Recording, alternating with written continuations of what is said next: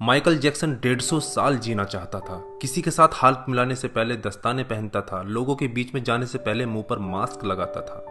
उसकी देखरेख करने के लिए उसने अपने घर पर लगभग 12 डॉक्टर नियुक्त किए हुए थे, जो उसके सर के बाल से लेकर पांव के नाखून तक की जांच दिन प्रतिदिन किया करते थे। उसका खाना लेबोरेटरी में चेक होने के बाद उसे खिलाया जाता था। उसको व्यायाम कराने के लिए 15 लोगों को रखा हुआ था।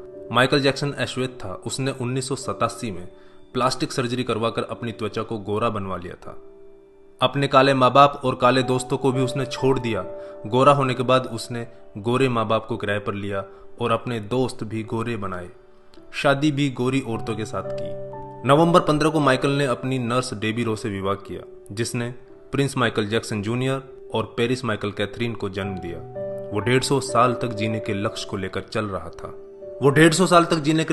चल रहा था। हमेशा ऑक्सीजन वाले बेड पर सोता था। उसने अपने लिए अंगदान करने वाले डोनर भी तैयार कर रखे थे, जिन्हें वह खर्चा देता था ताकि समय आने पर उसे किडनी, फेफड़े, आंखें, किसी भी शरीर के अंग की जरूरत पड़े तो वह उनको आकर दे दें। उसको लगता था कि पैसे और अपने रसूख की बदौलत मौत को भी चकमा दे सकता है, लेकिन वह गलत साबित हुआ। 25 जून 2009 को उसके दिल की धड़कन रुकने लगी। उसके घर पर 12 डॉक्टर्स की मौजूदगी में हालत काबू में नहीं आए। सारे शहर के डॉक्टर उसके घर पर जमा हो गए, वह भी उसे नहीं बचा पाए। उसने 25 साल तक बिना डॉक्टर से पूछे कुछ नहीं खाया था। अंत समय में उसकी हालत बहुत खराब हो गई थी। 50 साल तक आते आते वह पतन के करीब पहुंच गया था और जून 25, 2009 को वह इस दुनिया से चला गया। जिसने अपने लिए 150 साल जीने के इंतजाम कर रखे थे, उसका इंतजाम धरा का धरा रह गया दोस्तों। जब उसकी बॉडी को पोस्टमार्टम हुआ तो डॉक्टर ने बताया कि उसका शरीर हड्डियों का ढांचा बन चुका था। उसका सिर गंजा था, उसकी पसलियां, कंधे, हड्डियां टूट चुके थे। उसके शरीर पर अनगिनत सुई के निशान थे। प्लास्टिक सर्जरी के कारण होने वाले दर्द से छुटकारा पाने के लिए एंटीबायोटिक वाले दर्जनों इंजेक्शन उसे दिन में लेने पड़ते थे। माइकल जैक्सन की अंतिम यात्रा को लगभग 2.5 अरब लोगों ने लाइव देखा था। यह अब तक की सबसे ज्यादा देखी जाने वाली लाइव ब्रॉडकास्ट है। माइकल जैक्सन की मृत्यु के दिन यानी 25 जून 2009 को 3:15 पर विकिपीडिया, ट्विटर और इंस्टा मैसेंजर सभी क्रैश हो गए थे। उसकी मौत की खबर का पता चलते ही गूगल पर 8 लाख लोगों ने माइकल जैक्सन को सर्च किया। ज्यादा सर्च होने के कारण गूगल पर सबसे बड़ा ट्रैफिक जाम हुआ था और गूगल क्रैश हो गया था। 2.5 घंटे तक गूगल काम नहीं कर पाया था। मौत को चकमा देने की सोच रखने वाले हमेशा मौत से चकमा खा जाते हैं दोस्तों। कुल मिलाकर सार यही है कि बनावटी दुनिया के बनावटी लोग कुदरती मौत की बजाय बनावटी मौत ही मरते हैं। क्यों करते हो गुरूर अपने 4 दिन के ठाठ पर? मुट्ठी भी खाली रहेगी जब पहुंचोगे घाट पर। क्या हम builders, interior designers, caterers, decorators के लिए कमा रहे हैं दोस्तों? हम बड़े बड़े कीमती मकानों और बेहद खर्चीली शादियों से किसे इंप्रेस करना चाहते हैं?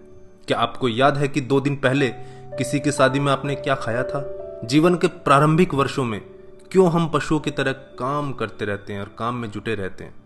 कितनी पीढ़ियों के खान पान और लालन पालन की व्यवस्था हम करना चाहते हैं? हम में से अधिकांश लोगों के 2 बच्चे हैं, बहुत का तो सिर्फ एक ही बच्चा है। हमारी जरूरत कितनी है और हम कितना पाना चाहते हैं, इसके बारे में जरा सोचिए। क्या हमारी अगली पीढ़ी कमाने में सक्षम नहीं है जो हम उनके लिए ज्यादा से ज्यादा सेविंग कर देना चाहते हैं? क्या हम सप्ताह में 1.5 दिन अपने मित्रों, अपने परिवार और अपने लिए स्पेयर नहीं कर सकते? क्या आप अपनी मासिक आय का 5% अपने आनंद के लिए, अपनी खुशी के लिए खर्च करते हैं? सामान्यतः जवाब नहीं में ही होता है। हम कमाने के साथ साथ आनंद भी क्यों नहीं प्राप्त कर सकते दोस्तों?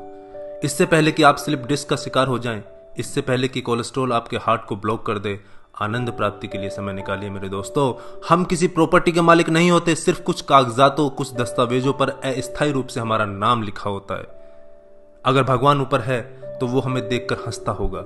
वो सोचता होगा कि हम कैसी कैसी बातें करते हैं जब हम कहते हैं कि मैं इस जमीन के टुकड़े का मालिक हूं। किसी के भी बारे में उसके शानदार कपड़े और बढ़िया कार देखकर राय कायम मत कीजिए। हमारे महान गणित और विज्ञान के शिक्षक स्कूटर पर ही आया जाया करते थे। धनवान होना गलत बात नहीं है, लेकिन सिर्फ धनवान होना गलत है। आइए जिंदगी को पकड़ें इससे पहले कि जिंदगी हमको पकड़ ले। एक दिन हम सब जुदा हो जाएंगे, तब अपनी बातें, अपने सपने हम बहुत मिस करेंगे।